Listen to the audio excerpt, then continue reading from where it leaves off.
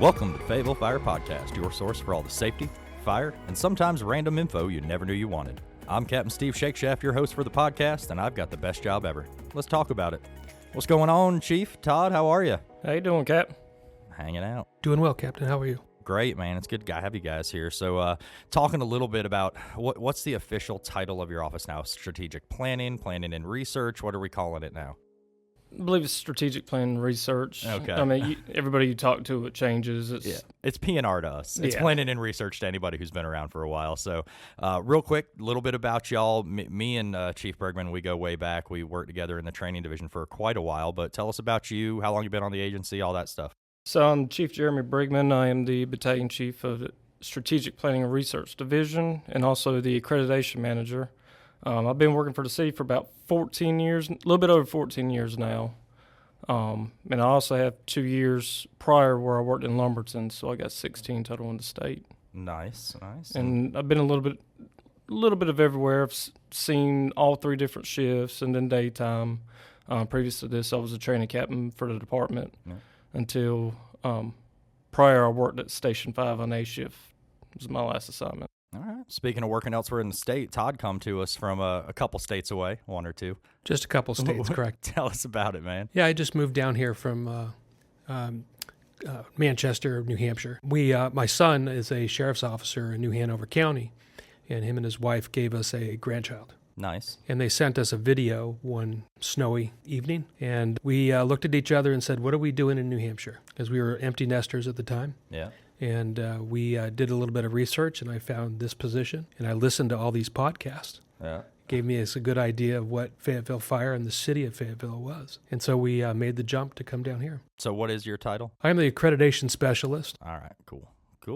So, just a little bit of background why I asked both of you guys to come in here. One of the things that I do is I manage our social media program and all the public information outreach and stuff. And someone had reached out on social media and asked some questions brought up in one of our posts about data and hitting at-risk neighborhoods and communities. And they said, well, what does that even mean? How is one place more risk or less risk to fire? Fire can happen anywhere, right? Which is 100% true. And I said, well, let's get the P&R guys to come down and talk about how we do different things. So what is strategic planning? What is it? What do you guys do? So our division is responsible for accreditation, records management, data analytics, ISO compliance, strategic planning, and anything else that the fire chief comes down and says, hey, I need you to work on this. So tell me that in English. We do a little bit of everything. So you brought up a lot of things, accreditation, ISO. We don't even know what those, like most people don't even know what those things are. It's something we're very proud of as an agency, is being that ISO Class 1 accredited agency. But what does that even mean to the regular folks? I mean, we'll talk about ISO. It's the Insurance Service Organization. Pretty much we follow nothing but the fire-only data, and we take it to them, and they come back and inspect us, and if you get a Class 10, that's not good at all. Yeah. Class 1 is the best you can be, and in 2015 was when we got classified as a Class 1, and we've been that ever since. And there's quite a few in the nation, but there's not as many that are Class 1 and accredited at the same time. Yeah, I think my last check was like 119 agencies on the planet carry both distinctions. That may have gone up recently, but that was the last time I'd have to check it again. Yeah. So we go through all this, they look at us, they come in, they look at our data, they look at our training records. Again, ISO is mostly on the fire side. That focuses on just the fire side. Yes. We all know that's not all we do, right? So one of the catchphrases, I guess you could say, that I use all the time is data without context can be manipulated. Context without data is just me telling you a story. So am I right to say that it's your office to bring those two things together to show that, number one, we are as good as we say we are, and we're validated by another agency? Is that fair to say? They validate us after we show them exactly, hey, this is what we're doing, this is what we have. And they go through like our water supply, they go through the fire department together, they go through our telecommunicators, and they go through. There's all sorts of stuff. They're digging into all of our books. There's 4 different categories they pull from. Yeah. If you give me a minute, I'll think of it. But yeah, but only 2 of them we can really control. The water system and telecommunicators, I mean, they're 2 completely different divisions from us. Yeah. So we can go to them and say, hey, this is what we need to continue to be a Class 1. And, majority of the time, they're going to try to help us as best as we can because, I mean, if we look good, they look good. I was going to say, that helps them improve their systems, too. They're looking for justifications to make their systems better, to serve the community for their stuff better.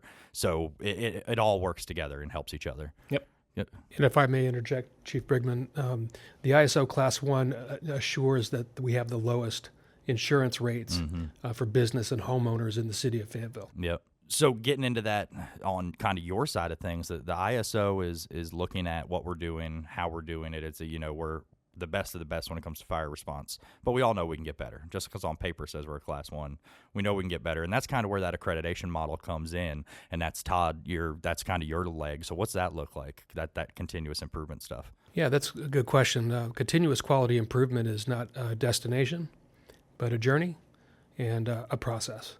And so what I do is I take a look at the strategy, the data strategy for the organization as a whole. In other words, the stuff that gets put in, how does it look when it comes out the other end? How is the sausage made in between? Yeah. And so my role is to look at that data strategy, and for every aspect of our organization, whether it's the fire marshal's office, training, the operations side, and inventory, and also the emergency medical services and how we provide care. So I look at the data from all aspects. As a data analyst, you can also start to look at the welfare of your staff, and so there's so many, and also the customer service satisfaction. There's so many ways to evaluate your department, not just in times, but in satisfaction and things like that. Yeah. So when we look at all of this data that you guys are collecting, what benefits does that have to the taxpayer and to the community? I think back to when we first got accredited back. Were you here, JD, in 2015? Yes. Okay. So in 2015, when we started the accreditation process 3-4 years before that, it was a lot of, we're trying to get accredited, so here's what you're going to do. And like you said, it was a project, not a process. It was, you're going to do this. Well, why? Well, because we're trying to get accredited. Well, what does that mean, right? So what I try to explain to people is that this has long-term impacts on the agency to make it better and make our people better and take care of our people and take care of our community. What kind of benefits have we seen from that accreditation process? I mean, I can think of 5 or 6 off the top of my head, but I'll let y'all go first. Well, to back up, our first time credit was in 2011. Oh, sorry, 11. Yep. Check. That was during Chief Hill got designated as the accreditation manager. Yep. And what usually takes us, when you first start the accreditation process, it usually takes you about 3 full years to get all that data, to build your community risk assessment, build your strategic plan, and then also your standard to cover. And we call it the FESM, but it's the Fire Emergency Service Self-Assessment Plan or manual. Chief Hill did that in 18 months. Leave it to Chief Hill to overachieve, right? Oh, yeah.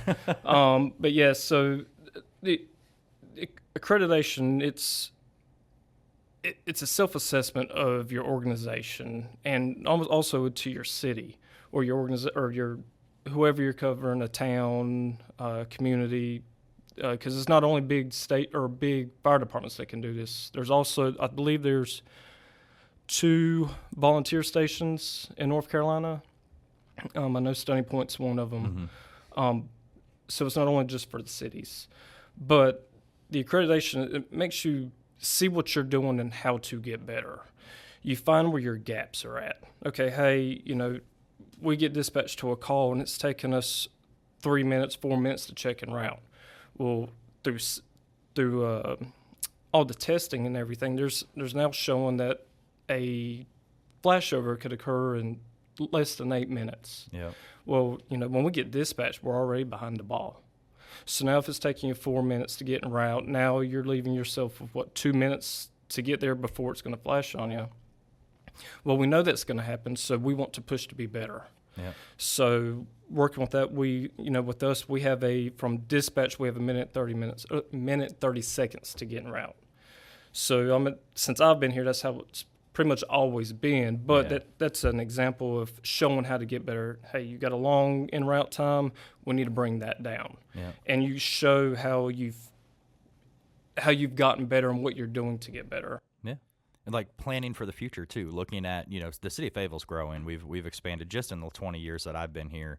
We've gone from, I believe it was 280 employees when I got hired. Now we're up over 350. So we're planning for the future, and this data helps us plan where we're going to put fire stations, where we need ladder trucks, where we need engine trucks. Where do these resources that the city's giving us millions of dollars for, where do those resources need to be? That's where that data comes in too, right? Yes. Yeah. We can see where, especially when it comes with the ISO stuff, or like where we have our truck companies and our service trucks are at. Well, we go off of a 2.5 mile radius for those. Well, if we have gaps somewhere, that's where we'll come together and say, hey, we need to try our best to get either another ladder truck or another service truck in this area to cover this gap that we have. Yeah. And that, it helps with our ISO. It also helps with accreditation because it shows that we know we have a problem and we're trying to fix it. You have to think about accreditation, that we are evaluated by a peer group. So the Center for Public Safety Excellence and the Center for Fire Accreditation International, CFAI, will provide us with peer assessors from other departments around the country, sometimes the world, and they will come in and evaluate what we've put together. So not only do we have to show what we've done, we also have to show that we have a plan to address those gaps. And then that provides us with the ability to become accredited again. Yeah. Is showing that those gaps exist, that we are honest about it, and that we assess our systems to reduce those gaps. Yeah. Or close those gaps. And then it also helps us identify areas, and this is kind of back to what brought in the whole conversation of areas of specific risk. If we identify certain target hazards coming into the city, we just had Amazon open up finally after years waiting. That's a target hazard. That's something we need to worry about. If we have neighborhoods that are generating more fire calls or more EMS calls than other neighborhoods, how can we focus education efforts in those areas? So it's all based on not just what we think could go wrong, what possibly could go wrong, but what's the data showing us of where we need to focus efforts. Is that a fair enough statement? Yes. Yeah. I think one of the beauties of this organization that I've discovered since I've been here, fire officers, when they go to a call, let's say they go to a medical call in your home, they'll offer to check your smoke detector or even or your smoke alarm, and even see if you even have one. So we've been able to identify pockets in communities where we do not see smoke alarms. Yeah. And so so that's one of the things with this data is we use to identify communities or sections of the community that have a gap. Yeah. And smoke alarms save lives. We know that. Yep. And it doesn't matter where you live in the city, the service is going to be the same. We want to ensure that everybody has that same protection. Yeah, fire doesn't discriminate. It doesn't matter who you are. If it starts, it's a live animal, and it's going to try to take out whatever it is, and smoke detectors will. It gives you the head start of getting out of the house and making sure everybody else is out. Yeah. You talk about our folks out on those calls, getting those smoke alarms put in, but also with this data tracking, you had mentioned briefly earlier, I kind of want to dive a little deeper into it, is the impacts on our people. We can see not only how many calls they're going on, but how often they're exposed to carcinogens and cancer, things like that. We're working on some big stuff in that realm, right? Yeah, with our records management system, we're able to look at exposures a lot more critically than before. And even though there's a ruling, I do believe, about cancer in the fire service, it still rests upon you to show that you were exposed to the products of combustion, or you were exposed to critical calls like a death of a child or anything like that. We have encouraged our staff to now document those exposures in every fire report.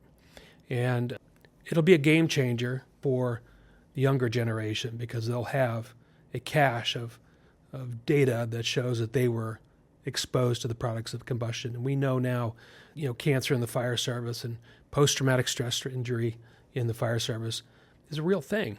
Doesn't matter if it's fire, EMS, police. We see things, we touch things, we smell things. I wish I could forget some of those Yeah, smells. yeah. It's not just what you see. It's what I've heard, the Yeah. crying, the wailing. It's not only what I heard, but what I've touched and what I've smelled. Those are the things that haunt emergency service workers. Yeah. And so it's very important to be able to document those so that if something does happen, we can help with line of duty death benefits and use it for research and try to prevent those things from happening. Yeah, there was a documentary on the Orlando, Florida active shooter mass shooting several years ago, and one of the police officers, he had said the biggest thing that stuck out in his memory when we talk about what we hear, he said the most eerie thing was all the cell phones ringing From family members You're in this calling. room full of victims, and it's silent. The music is turned off. All the chaos is gone. People have left. They're not inside screaming anymore. Just cell phones ringing would trip that. It's crazy. So it's not just what you see. Yeah. It's a variety of things. We see a lot. We endure a lot of unnatural stuff. Yeah. And there's a part of your brain where neurons are tasked, responsible for memory. And we don't understand it exactly, but when, I don't like to use the word trigger, but when you smell something that's unnatural, for me, it's the burnt food. It brings back memories when I was in the fire service, some bad memories. Now, those memories, those pathways go through what's called the prefrontal cortex of the brain. That's where mood is regulated. So it's no wonder that when you have a triggered memory and that goes to the prefrontal cortex, your mood is lowered. Yeah. It's a real thing. Yeah. Yeah. And it's amazing that we're willing to adapt and start looking at things differently, whether it's tracking the data, entering the data, making sure that our folks are taken care of in those. Like you had said, there's people behind the numbers, and the people are the most important part, right? Other than our records management system, a lot of times Captain Johnson will say all the time, we're not the IT department. Everybody calls planning and research when we have technology questions. Yeah, if one thing goes wrong in technology, first phone that rings is his, and then if he's out of the office, his goes straight to mine, and then they start asking me, and I'm like, you're going to have to wait till he gets back in the office. With all these advancements in technology and records management stuff, what kind of stuff are we looking at in the future? Is there anything big that we're looking at in the near future or distant future based on the data we have, based on the way we collect these things? What are we looking at? Anything big coming down the pipe that we can look forward to, or things you're hearing about? So one of the big things that's getting ready to happen is, so right now we use NIFRS. It's the National Fire Incident Reporting System. Okay. And this data is 20 years old? It's 40 years. 40 years old. Yeah. So, it's the data we're looking for is from what they were looking for 40 years ago. Yeah. Well, now they're coming out with NIRS, Which is the National Emergency Response Information System. Okay. So we're looking at going in that. They're saying this summer, but come June of next year, NIFRS is gone. It's being shut down. So we'll have to be on NIRS. But we're going to be in it way before then. But the data that NIRS is going to try to pull is 10 times more than what NIFRS wants. Like NIFRS, just for an example, is they want your en route, on scene, cleared, and back in service. NIRS is going to be pulling times for, hey, when did you put water on the fire? How long did it take you to put the fire out? Hey, if you went in for a rescue, how long did it take you to get the rescue and bring them out? And we're already gathering most of that stuff yes, as it is, right? But in our reporting system, like we'll have to put it in our narrative area, but like where our data will transfer over from CAD, NIRS is going to try to grab that from CAD and go ahead and put it in there. Because sometimes it's hard as an incident commander. You're trying to give out assignments, and you're trying to write down. I'm trying to tell you to do this, and trying to write down times, answer a radio. Like it can get overwhelming sometimes, but you just got to be able to do it. And just how far ahead the Fayetteville Fire Department is, I want to say it was 2020, might have been 21. We actually increased our staffing by 18 head. We didn't add a new unit. We didn't add a new service truck. Nothing. We increased our staffing by 18 people based on the data you're talking about. Chief was able to show with accreditation data that 4 people could do those tasks, get water on the fire, rescue people from a window, da-da-da-da-da. we could do that faster with the extra people, and he was able to use that data to justify 18 additional spots on the fire department. So we're already ahead of the game on this stuff. We've been gathering this data for ages now. So now it's going to start get reported up to the feds and all that jazz. Oh yeah, it's going to be well documented in the report prior to us having the right to it. Yeah. Because if you don't write to it, it didn't happen. Yeah. So we make sure that everybody tries to put that in the reports, but pulling from CAD will assist, going ahead and put it there in case you did miss the time because you were trying to give out too many assignments or whatever else is going on. I can remember back, I was a brand new firefighter, and I think we had like an oven fire or something, and they told me to get the serial number off the oven. I had to go get the serial number off this burnt up oven. And I was like, what the heck? Even NIFRS is tracking that kind of data right now, looking for like recalls.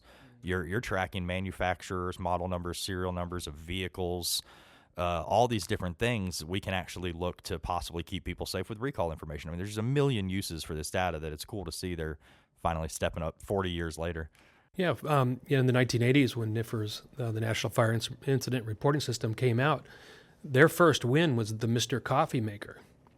They identified Mr. Coffee Maker as the main culprit for kitchen fires in the United States, so they were able to recall that at the manufacturer. Now, with it all being electronic, those recalls can happen a lot faster. Hashtag the more you know. I had not heard that story. Cool. Well, speaking of technology, the safety topic for this month, we're talking about technology. People's brains often go to powering that technology. The latest advancements in lithium-ion batteries and all those other advanced batteries, it's going to change the ball game for how we power our world.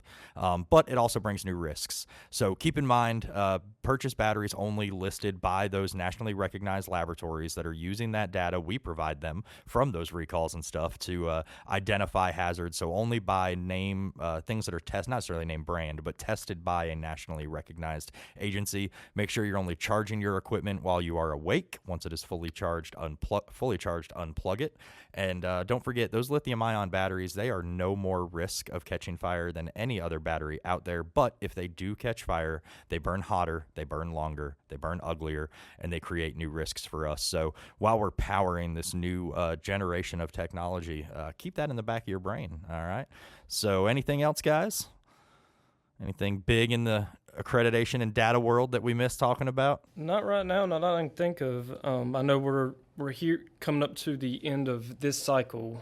We will make sure all our paperwork's turned in, or all the documents are turned in by the end of February, middle of March of next year. We'll be requesting to have the peer team to come give us a visit, and then hopefully they'll push us along to the summer symposium. Okay. To go in front of the commission to be, hey, y'all are on the right track. We're going to reaccredit you, or they'll tell us, send us back to make some improvements, right? But that ain't going to happen. And real quick before we wrap up, that's something we didn't talk about. The cool part about accreditation is working with other agencies.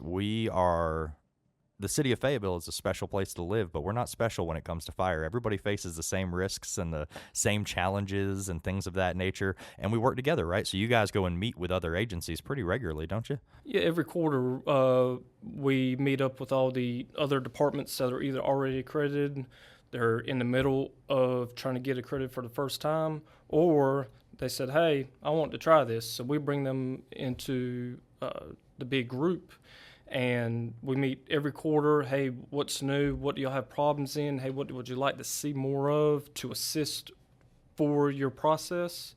And it's not just like smaller departments. I mean, we have some smaller ones that have 1 or 2, 3 stations, but then also, we have guys from Charlotte, we have from Cary, a little bit everywhere. And we meet Greensboro every quarter. All right.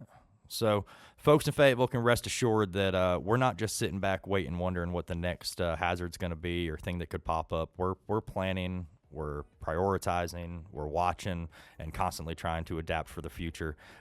Guys, thank you so much for coming, joining me. It's no problem. Thank you for the invite. Thank you. All right. Thanks for joining us on the Fayetteville Fire Podcast. Be sure to subscribe to Radio Fayetteville on your favorite streaming platform to listen to all of our podcasts. Join us again next month, but until then, stay safe, Fayetteville.